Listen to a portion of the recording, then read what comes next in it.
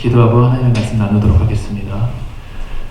사랑과 은혜가 풍성하신 하나님 아버지, 이 시간 저희들 예배 자리에 나왔습니다. 또 말씀 듣기 위해, 또 하나님을 찬양하기 위해 이 자리에 나왔습니다. 이 시간 말씀하여 주시고 오직 하나님의 말씀으로만 채워 주시옵소서. 성령 충만함으로 저희를 새롭게 하여 주시옵소서. 예수님의 이름으로 기도하옵나이다. 아멘. 할렐루야. 예배 가운데 나오신 여러분들을 주님의 이름으로 환영하고 축복합니다. 우리 믿음으로 이렇게 선포해 보겠습니다. 하나님의 말씀만이 유일한 소망입니다. 하나님의 말씀만이 유일한 소망입니다. 또 이렇게 한번 고백해 보겠습니다. 하나님의 말씀이 나를 새롭게 할 것입니다. 하나님의 말씀이 나를 새롭게 할 것입니다. 선포한 대로 나타나게 될 것입니다. 아멘. 믿음으로 사시는 여러분들 되기를 주님의 이름으로 축복합니다. 아멘. 나니아 연대기로 잘 알려진 탁월한 기독교 변증가 C.S. 루이스는 이러한 말을 남겼습니다. 이 세상에서 우리에게 가장 소중한 것보다 하나님을 사랑하는 법을 배우게 될 때 우리는 우리가 소중하게 여기는 것들을 지금보다 더 올바로 사랑하게 될 것입니다. 우리가 귀하게 여기는 그 어떠한 것보다 하나님께서 최우선이 될 때 우리의 삶은 비로소 하나님께서 기뻐하시는 온전하고 건강한 모습을 회복하게 될 것입니다. 우리가 소중하게 여기는 것들 모두 하나님으로부터 온 것들이기 때문입니다. 그것들이 나의 것이 아니라 하나님의 것임을 깨닫게 될 때 우리는 헛된 집착에서 벗어나 참된 자유함을 찾게 될 것입니다. 그리고 하나님 나라의 소망을 발견하게 될 것입니다. 우리의 삶의 모든 것이 하나님께로부터 말씀을 깨닫고 우리의 올바른 삶의 방향의 길인 그 하나님 나라를 소망하고 그 영혼의 관점을 회복할 수 있게 되기를 주님의 이름으로 축복합니다. 우리가 사는 지금 시대를 우리는 마지막 때, 마지막 시대 이렇게 말합니다. 우리가 종종 말세다, 마지막 때다 라고 하는 것이 그저 힘든 세상을 바라보며 던지는 그런 습관적인 말들이 아니라 성경은 실제 현재를 마지막 때 그리고 마지막 시대 이렇게 말하고 있습니다. 마지막 때가 지나고 하나님의 때가 되면 하나님의 나라는 임하게 될 것입니다. 마지막 때에 다양한 일들과 사건들이 나타난다라고 성경은 기록하고 있죠. 누가복음을 살펴보면 21장 10절과 11절에 이러한 기록들이 있습니다. 또 이르시되 민족이 민족을 나라가 나라를 대적하여 일어나겠고 곳곳에 큰 지진과 기근과 전염병이 있겠고 또 무서운 일과 하늘로부터 큰 징조들이 있으리라. 실제 오늘날과 최근의 세상의 모습을 가만히 살펴보면 신기할 정도로 이 성경 말씀 그대로 이루어져 가는 것들을 깨닫게 됩니다. 성경에서 말하는 마지막 때의 모습과 같이 현재는 그 어느 때보다 많은 전쟁과 갈등의 시대를 우리가 살고 있습니다. 또한 한 통계 자료에 따르면 2000년대 들어서 커다란 지진의 발생 빈도가 급격하게 증가했다고 합니다. 500년 만에 한 번 등장할 만한 초강력 지진들도 나타나고 있다고 합니다. 그리고 현재 의학으로 치료가 쉽지 않은 신종 바이러스들이 등장하고 있습니다. 최근 코로나 바이러스는 중국뿐만 아니라 전 세계를 두렵게 하고 또 그것으로 인해서 많은 사람들이 고통받고 또 안타까워하고 있습니다. 정말 성경에서 말하는 마지막 때가 가까워 왔음에 우리가 하나님 나라를 소망하고 깨어서 함께 기도하며 나아가야 할 때다라는 생각을 하게 됩니다. 우리의 삶 가운데 이 마지막 때에 대한 시대를 읽는 영성을 통해서 기도하는 크리스찬들이 되기를 주님의 이름으로 축복합니다. 그리스도인으로서 이러한 때를 또한 살아갈 때 기억해야 할 것이 있다면 우리가 다른 잘못된 신앙이나 이단 혹은 시한부 종말론과 같은 그런 잘못된 불안감에 휩싸여서도 안 된다라는 것을 또 기억해야 할 것입니다. 영원한 생명과 구원의 소망을 가진 그리스도인들로서 하나님의 주권 앞에 겸손하게 마지막 때임을 알고 시대를 올바로 통찰하고 하나님 나라를 소망하는 그런 모습들이 회복되어야 할 것입니다. 마지막 때를 사는 저와 여러분들의 인생 가운데 깨어 기도하는 영성 그리고 하나님 나라를 소망하는 그 모습들이 회복되기를 다시 한번 축복합니다.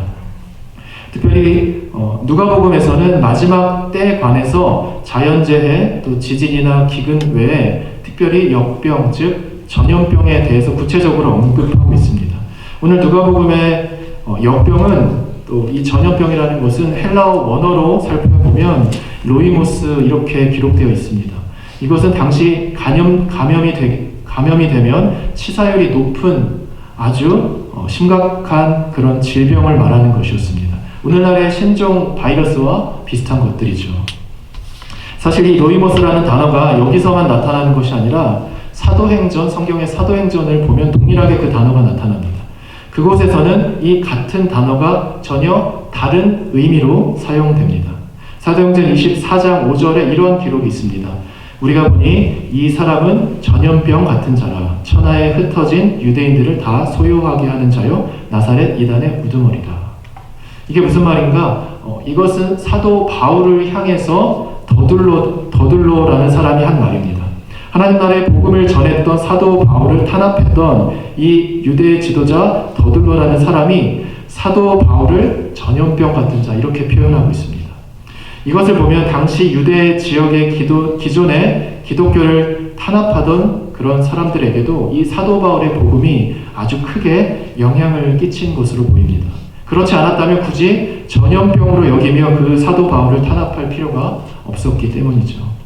더둘로가 말한 이 전염병 같은 자를 우리가 그리스도인의 관점으로 보면 어쩌면 하나님의 선한 능력이 나타난 그리고 하나님의 복음의 향기가 전염된 것이다 라고 표현할 수 있겠죠. 사도 바울은 이 당시에 전염병 같은 질병을 전파한 것이 아니라 오히려 하나님의 복음인 그 생명을 전파했던 것입니다. 그 복음이 사도 바울을 통해서 전염됐다는 것이죠. 오늘날에는 이 신종 바이러스와 같은 두려움이 전염되는 시대라면 당시 초대교회 시대에는 이 사도 바울을 통한 선한 복음의 능력이 전염됐던 것입니다. 마지막 때의 신종 바이러스와 같은 두려움이 전염되는 시대에 이 사도 바울이 전했던 복음과 같은 예수 그리스도의 구원과 그 놀라운 은혜가 전염되는 시대로 회복되어야 할 것입니다. 요한일서 4장 18절에서 말하듯이 사랑 안에 두려움이 없고 온전한 사랑이 두려움을 내쫓는다고 말씀하신 것처럼 우리의 삶에 이 바이러스나 이 세상의 두려움이 아닌 그리스도의 복음과 감격과 사랑으로 또 그 영혼의 관점으로 우리가 다시 한번 그 하나님의 마음으로 회복되기를 주님의 이름으로 축복합니다. 오늘은 특별히 구약의 열왕기상을 통해서 말씀을 나눠보고자 합니다. 특별히 엘리야 선지자 시대에 일어난 몇 가지 특별한 하나님의 인도하심의 사건을 중심으로 말씀을 나눠보려고 합니다.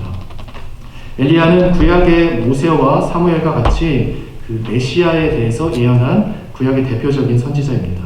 오늘 본문 가운데 엘리야가 살았던 시대에도 오늘 우리가 살아가는 시대와 같이 마지막 때에 일어나는 일들, 천재지변의 일들이 한 가지가 있었습니다. 그것은 오랫동안 비가 내리지 않아서 심각한 기근이 이 당시에 있었습니다. 그래서 먹을 것이 없어서 사람들이 굶어 죽고 또 힘들어하는 그러한 일들이 이 시대 가운데 나타났던 것입니다. 그러한 상황에서 하나님께서 하나님의 주권적인 인도하심을 엘리야에게 어떻게 보여주시고 그리고 하나님의 택한 사람들을 어떻게 보호해 가시고 또 인도해 가시는지 특별히 몇 가지 사건들을 중심으로 나눠보고자 합니다. 두 가지 사건이 오늘 본문 가운데 나타납니다. 한 가지는 그릿 시냇가의 사건이라는 것이고 또 다른 한 가지는 시돈의 사르밧 지역에서의 사건입니다. 오늘 본문은 특별히 우리가 사르밧 지역의 사건에 대해서 엘리야를 통해 행하신 일에 대해서 나눠보려고 합니다. 그럼 오늘 본문 엘리야의 사르밧 이야기에 대해 나누기 전에 먼저 본문의 올바른 이해를 돕기 위해서 17장 초반부에 나타나는 그릿 시냇가 사건에 대해서도 간단하게 먼저 나눠보기로 합니다. 먼저 그릿 시냇가 사건은 엘리야와 아합이라는 사람 가운데 나타나는 이야기입니다.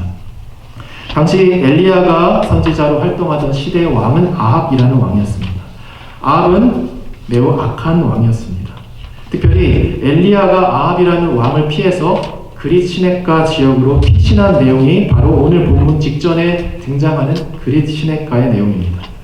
당시 아합은 이세벨이라는 사람과 함께 바알이라는 우상을 숭배하는 그런 삶을 살고 있었습니다. 그렇게 나라를 다스리고 있었습니다. 그 가운데 엘리야와 같은 그 하나님의 종들과 선지자를 탄압하고 죽이고 또 조직적으로 소탕하려는 그런 작전들을 펼치고 있었습니다. 그 이유가 한 가지가 있었습니다. 왜냐하면 엘리야와 같은 그 하나님의 종들이 그들 앞에서 올바른 하나님의 심판의 메시지를 선포했기 때문이었습니다. 당시 아합과 이세벨이 섬겼던 우상은 바알이라는 신이었는데, 이 바알은 번개와 폭풍을 다스리는 신이었습니다. 즉 날씨를 주관하는 신이었다는 것이죠. 그런데 이 엘리야가 이 왕 앞에서 바알 신은, 그 날씨를 주관하는 신은 무능하고 결국에 곧 가뭄이 일어날 것이다, 이런 그 바알에 대응하는 그런 하나님의 메시지를 선포하게 됩니다. 그것에 대해 아합은 분노하게 되고 엘리야를 가만두려 하지 않은 것입니다. 하지만 그때 하나님께서 나타나시고 엘리야를 보호하시고 또 그를 인도하시는 내용이 바로 오늘 본문 직전에 나타나는 내용들입니다. 그렇다면 엘리야를 어떻게 하나님께서 인도하셨는지 17장 2절과 3절 말씀에 이런 기록이 나타납니다. 여호와의 말씀이 엘리야에게 임하여 이르시되 너는 여기서 떠나 동쪽으로 가서 요단 앞 그릿 시냇가에 숨고, 이런 내용이 나타납니다. 하나님께서 당시 아합과 이세벨이 찾을 수 없는 그릿 시냇가라는 지역으로 엘리야를 피신시킵니다. 그곳에서 엘리야는 안전하게 지낼 수 있게 됩니다. 그런데 한 가지 문제가 있었습니다. 그것은 엘리야가 아합과 이세벨로부터는 자유로울 수 있었지만, 안전할 수 있었지만, 당시 초반부에 이야기했듯이 가뭄이라는 천재지변이 있었기 때문에 그 가뭄으로부터는 안전할 수가 없었다는 것이죠. 먹을 것이 없었다는 것이죠. 굶어 죽을 수밖에 없었던 위기에 엘리야가 처했다는 것입니다. 하지만 여기서 다시 한번 하나님의 특별한 섭리가 나타납니다. 17장 4절 6절을 보니까 이렇게 기록하고 있습니다. 내가 까마귀들에게 명령하여 거기서 너를 먹이게 하리라. 그가 여호와의 말씀과 같이 하여 곧 가서 요단아 그릿 시냇가에 머물매 까마귀들이 아침에도 떡과 고기를 저녁에도 떡과 고기를 가져왔고 그가 시냇물을 마셨더라. 이 부분이 아주 흥미롭죠. 성경을 보면 아주 거룩하고 아주 홀리한 이런 얘기만 우리가 나올 거다라고 생각하는데 오늘 본문 가운데 까마귀라는 동물이 등장합니다. 그런데 이 까마귀라는 동물이 아주 커다란 역할을 한다는 것입니다. 하나님께서 까마귀를 보내셔서 아침과 저녁에 한 번씩 떡과 고기를 엘리야에게 날라다 주십니다. 어쩌면 이솝 우화에나 나올 만한 그런 이야기가 성경에 등장하고 있다는 것입니다. 하지만 이 까마귀를 통해서 먹이신 하나님의 사건이 이 엘리야의 사역에 있어서 굉장히 중요한 역할을 하게 됩니다. 왜냐하면 그것을 통해서 엘리야는 아무것도 없는 그 척박한 땅에서 전적인 하나님으로부터의 공급을 받는 시작이 됩니다. 그 시작이 까마귀라는 동물로부터 시작됐다는 것이죠. 이것은 우리가 성경을 해석하는 측면에서 살펴보면 자연과 세상의 모든 것, 심지어 작은 동물 한 마리인 이 까마귀마저도 다스리시는 하나님의 주권에 대해서 말씀하시는 것입니다. 하나님의 섭리에 대해서 나타내 주기를 바라신다는 것입니다. 동시에 말씀에 순종해서 그분의 말씀을 선포하고 지시한 말씀대로 움직인 엘리야의 이 순종의 능력과 하나님의 은혜의 법칙에 대해서도 이 본문이 말해주고 있다는 것입니다. 그렇기 때문에 이 본문이 단순한 이솝 우화의 내용처럼 그렇게 나타나는 것이 아니라는 것입니다. 이 본문은 어쩌면 까마귀란 동물의 이야기지만 매우 영적인 이야기다라는 것이죠. 하나님의 주권을 인정하는 그 겸손 가운데 그분의 말씀을 따르는 순종이 나타날 때 하나님께서 하나님의 사람들을 보호하실 것입니다. 그리고 하나님께서 신실한 그 주권 가운데 그 하나님의 사람들을 책임지실 것입니다. 그것을 믿게 되는 저와 여러분들이 되기를 주님의 이름으로 축복합니다. 결국 엘리야는 그러한 상황을 시작으로 이제 새로운 하나님의 주권과 인도의 역사 가운데 나아가게 됩니다. 그것이 바로 오늘 본문의 내용입니다. 계속된 가뭄으로 이제 그릿 시냇가에서도 물이 마르고 더 이상 먹을 것이 없게 되었습니다. 엘리야에게 새로운 장소가 필요했다는 것이죠. 하나님은 이 엘리야에게 이제 그릿 시냇가가 아닌 시돈 사르밧이라는 지역으로 이동할 것을 말씀하십니다. 그리고 그곳에서 한 과부를 만나게 할 것이다 라고 말씀하시죠. 그리고 이제는 사르밧 과부를 통해서 하나님께서 공급하실 것이다. 이렇게 말씀하십니다. 이미 순종의 능력을 경험한 엘리야는 순종의 믿음으로 사르밧 지역으로 나아가게 됩니다. 그곳에서 마침 나뭇가지를 줍고 있는 한 여인을 만나게 됩니다. 바로 하나님께서 말씀하신 사르밧 과부였습니다.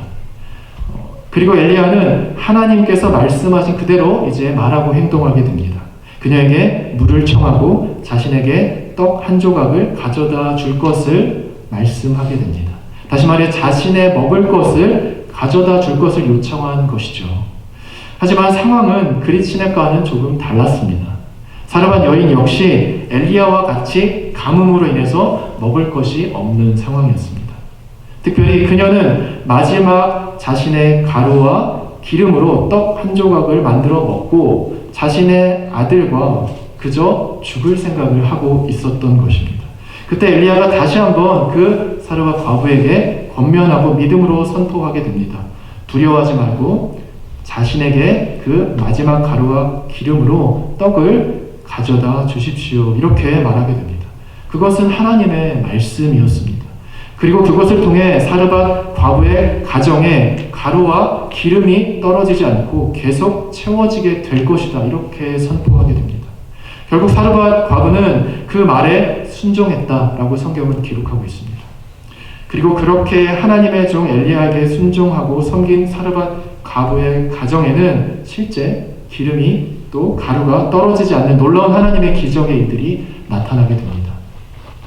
이 일상의 사건 가운데 하나님의 선포된 약속이 증명되고 그대로 이루어짐을 나타내 주신 것입니다. 침체되어 있고 모든 것을 포기할 수밖에 없었던 상황에서 하나님의 말씀에 순종한 이 작은 순종을 통해서 하나님께서 그 사르밧 과부의 가정 가운데 놀라운 일을 보여주신 것입니다. 이것이 바로 하나님의 은혜의 원리이고 또 하나님의 은혜의 길의 모습인 것입니다. 어쩌면 성경은 오늘 아주 긴 스토리일지 모르지만 이 작은 엘리야와 사르밧 과부의 내용을 통해서 몇 가지 우리에게 주는 메시지가 있다라는 생각을 하게 됩니다. 본문 가운데 하나님께서 주권적인 인도하심에 대해서 설명하고자 한다는 것입니다. 그저 엘리야라는 사람이 한 사르밧이라는 지역의 한 여인을 만나서 먹을 것을 얻어서 먹게 되었다. 이런 의미 이상의 하나님께서 주시는 특별한 하나님의 주권적인 메시지가 이 본문 가운데 담겨져 있다는 것입니다. 그렇다면 오늘 본문 가운데 우리가 깨닫고 또 적용해야 할 메시지는 무엇인지 몇 가지 정리해서 나눠보기를 원합니다. 첫 번째, 우리가 말씀 가운데 기억해야 할 것은 하나님은 언제나 하나님의 선택한 사람에게 예비하신 장소와 예비하신 사람을 허락하신다는 것입니다. 우리 8절부터 10절 말씀 다시 한번 보겠습니다. 우리 함께 읽어보도록 하겠습니다. 시작. 여호와의 말씀이 엘리야에게 임하여 이르시되 너는 일어나 시돈에 속한 사르밧으로 가서 거기 머물라. 내가 그곳 과부에게 명령하여 내게 음식을 주게 하였느니라. 그가 일어나 사르밧으로 가서 성문에 이를 때에 한 과부가 그곳에서 나뭇가지를 줍는지라. 이에 불러 이르되 청하건대 그릇에 물을 조금 가져다가 내게 마시게 하라. 시돈의 사르밧이라는 지역은 다른 말로 페니키아라고 당시 불렀습니다. 이 사르밧이라는 지역과 그곳에서 만날 사람을 엘리야가 처음부터 알았을까요? 엘리야는 그 내용에 대해서 앞으로 벌어질 일에 대해서 처음부터 알지 못했다는 것입니다.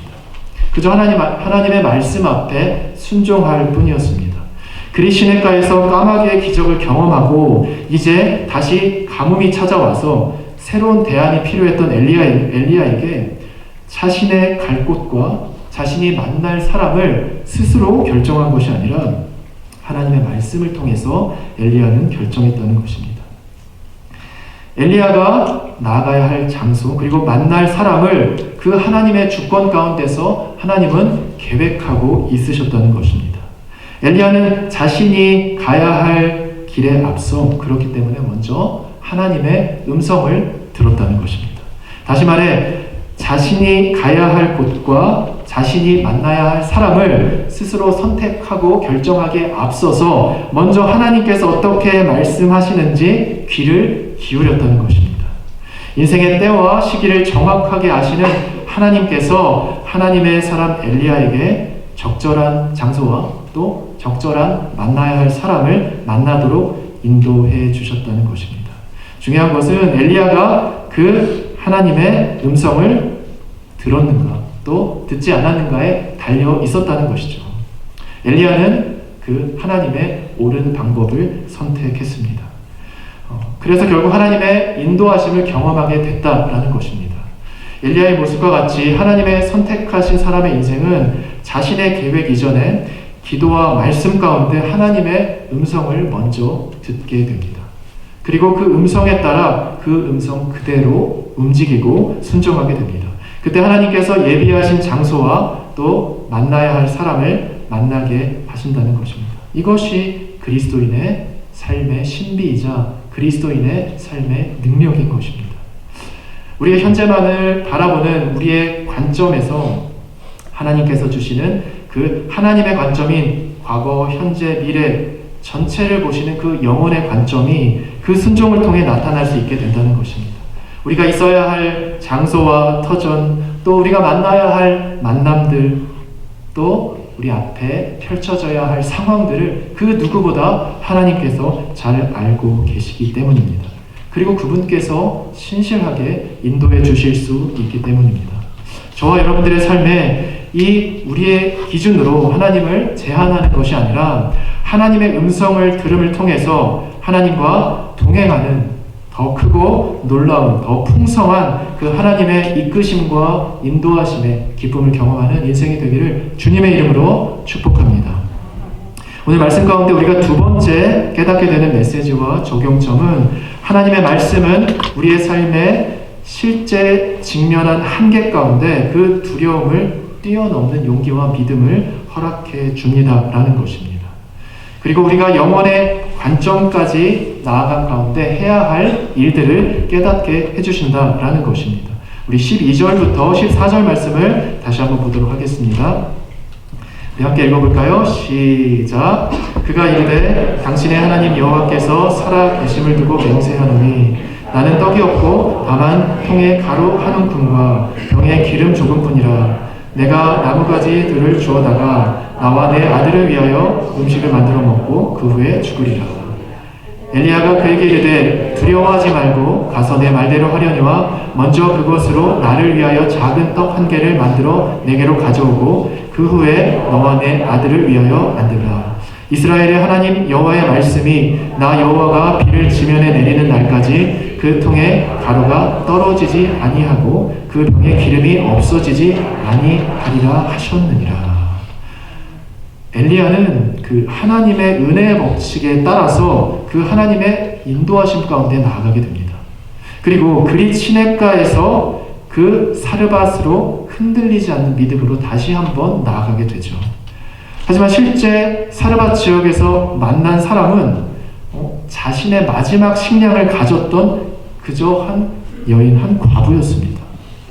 어쩌면 엘리야의 입장에서 본다면 이 상황이 조금 당황스러울 수도 있었다는 것이죠. 엘리야는 하나님의 말씀과 인도하심에 대한 믿음으로 나아갔지만 그 조금은 당황스러울 수 있는 사건 앞에서, 상황 앞에서 그럼에도 불구하고 하나님의 분명한 계획이 있음을 신뢰했다는 것입니다. 흔들리지 않는 믿음으로 하나님의 전해야 할 말씀을 전해야 할 대상에게 분명하게 전했다는 것입니다. 이것이 엘리야의 하나님의 사람으로서의 모습이었습니다. 하나님께서 책임지시는 공급에 대한 말씀과 동시에 두려워하지 말아라 라는 용기의 말씀을 사르밧 과부에게 다시 한번 선포하고 있었다는 것입니다. 하나님의 사람으로서의 모습을 잃어버리지 않았다는 것입니다.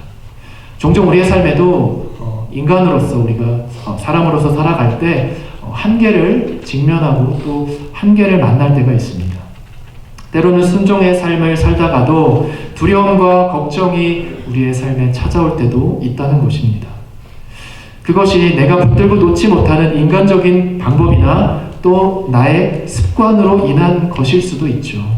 하지만 그런 상황 가운데 하나님은 말씀을 통해 엘리야와 같은 하나님의 사람들, 하나님의 종들을 통해 때로는 말씀해 주신다는 것입니다. 그것은 두려움을 버리고 하나님의 용기와 믿음으로 나아가라. 이렇게 말씀하신다는 것입니다. 엘리야에게 사르밧 과부에게 엘리야가 찾아갔던 것과 같이 오늘날의 시대 가운데도 하나님은 그 하나님의 사람들을 통해서 그 자신의 백성들을 보호하기 원하신다는 것입니다. 그리고 그들의 삶을 다시 한번 두려움과 침체가 아닌 하나님의 용기와 믿음으로 나아가도록 이끌어 주신다는 것입니다. 그렇기 때문에 이 엘리야와 사르밧 과부의 이야기처럼 그 사르밧 과부가 엘리야의 말을 통해서 다시 한번 두려움을 떨쳐버리고 용기를 얻게 된 것처럼 우리의 인생 가운데도 하나님의 사람들, 또 때로는 하나님께서 직접 우리에게 말씀하실 때 그 말을 통해서 우리가 용기를 얻게 될 수 있다는 것입니다. 다시 한번 우리의 삶이 새로운 여정길로, 새로운 하나님의 공급의 길로 나아갈 수 있다는 것입니다.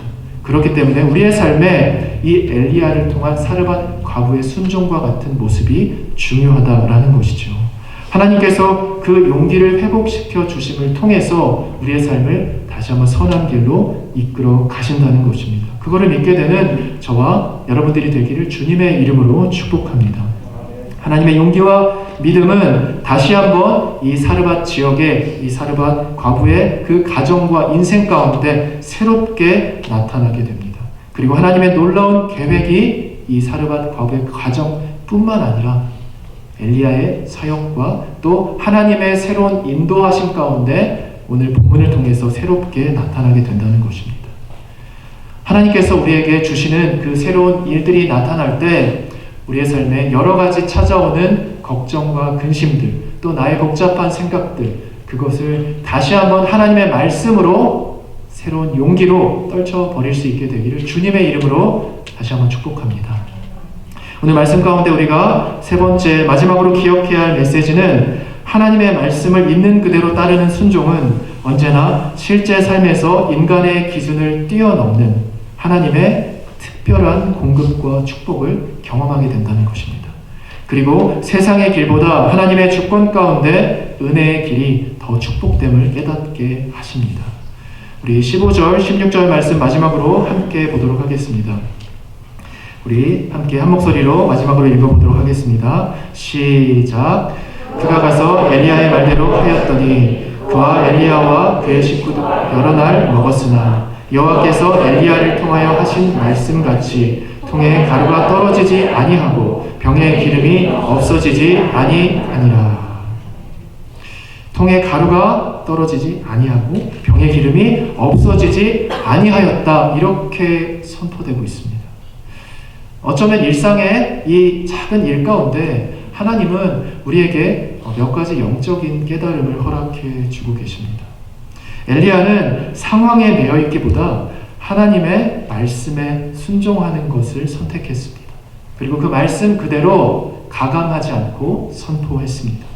그리고 사르밧 여인은 그 하나님의 말씀을 전한 엘리야 말 그대로 순종했습니다. 자신의 가진 것을 아끼지 않았다는 것이죠. 여기서 사르밧 과부의 순종이 아주 훌륭한 이유는 사르밧 여인이 자신의 것을 따로 남겨두고 엘리야에게 전해주었다. 혹은 저축하듯이 자신의 것을 남겨두고 적당히 주었다. 이런 기록은 성경에 나타나고 있지 않습니다. 순종해야 할 상황에 자신의 방법을 선택하거나 편법을 쓴 것이 아니라 온전한 순종을 보였다는 것이죠. 그것을 통해서 엘리야에게도 하나님의 말씀이 임할 수 있었고 또 그것을 통해서 사르밧 과부의 가정 가운데 하나님의 일들이 나타날 수 있었던 것입니다. 자신의 전부를 주었다는 것입니다. 그런데 자신의 전부를 준 것을 통해서 사르밧 과부의 인생이 망한 것이 아니라 오히려 반대의 상황이 펼쳐졌다는 것입니다. 자신의 전부를 주었는데 오히려 전부 이상의 것들을 하나님께서 채워주셨다는 것입니다. 엘리야가 하나님의 종 선지자임을 알기 때문에 그 말대로 사르밧 과부는 순종할 수 있었습니다. 그녀는 하나님을 따르고 또 하나님의 종을 섬길 때 받는 축복의 원리를 알았던 사람이었습니다. 동시에 그 순종은 하루 먹고 끝날 것으로 생각했던, 그저 인생을 그 침체 가운데 멈추려고 생각했던 그 사르밧 과부의 인생을 다시 한번 새롭게 쉽게 회복시키는 시작이 되었다는 것입니다. 자신의 생각을 뛰어넘는 기대 이상의 끊임없는 공급을 받는 시작이 되었다는 것입니다. 결국 가뭄이 끝날 때까지 이 기름과 가루가 끊어지지 않는 그 놀라운 기적을 사르밧 과부는 삶의 현장 가운데 경험하게 됩니다. 하나님에 대한 순종의 놀라운 기적의 역사를 경험하게 되었다라는 것입니다. 그녀의 용기로 하나님의 순종과 은혜의 길을 택했고 또 그 따르는 것을 시작으로 자신의 삶이 변화되는 것까지 경험하게 된 것입니다. 세상의 법칙 혹은 세상과 혹은 나의 기준은 그것을 통해서 계산하고 그것을 통해서 정리하는 것에 우리는 몰두하게 됩니다. 하지만 하나님의 은혜의 법칙을 따르는 그 순종의 삶을 사는 하나님의 사람의 모습은 다른 기준으로 살아가게 된다는 것이죠. 그것은 바로 하나님의 주권을 신뢰하는 순종의 법칙을 통해 은혜의 길을 택하게 된다는 것입니다. 우리의 계산의 틀에서 벗어나 하나님의 순종과 은혜의 법을 따름을 통해서 풍성하게 채우시는 하나님의 축복의 일들까지 경험하게 되는 저와 여러분들의 인생이 되기를 주님의 이름으로 축복합니다. 마지막으로 여기서 우리가 한 가지 더 기억해야 할 중요한 메시지, 중요한 부분이 한 가지 더 있습니다. 사르밧 과부가 이 엘리야라는 하나님의 사람을 통해서 이 말씀의 순종함을 통해서 자신의 삶에서 필요한 공급을 받았다. 그래서 행복하게 축복되게 살았다. 이렇게 적용하고 우리가 끝나서는 안 된다라는 것을 마지막으로 기억했으면 좋겠습니다. 한 가지 더 중요한 부분이 있음을 우리가 발견해야 한다는 것입니다. 그것은 어떠한 인생의 사건이나 특별한 일들을 통해서 무엇보다 하나님 되심을 발견해야 한다는 것입니다. 하나님을 진정으로 인격적으로 만나는 그 시간들을 우리가 경험할 수 있어야 된다는 것입니다. 이것이 무슨 말인가? 분명 하나님에 대한 순종은 우리의 삶의 필요를 충분히 채워주게 됩니다. 그것을 통해서 우리는 편안한 삶을 누리게 된다는 것입니다. 하지만 본문에서 우리가 하나님의 말씀을 잘 들어서 우리가 풍족하고 편안한 인생을 살게 되었다.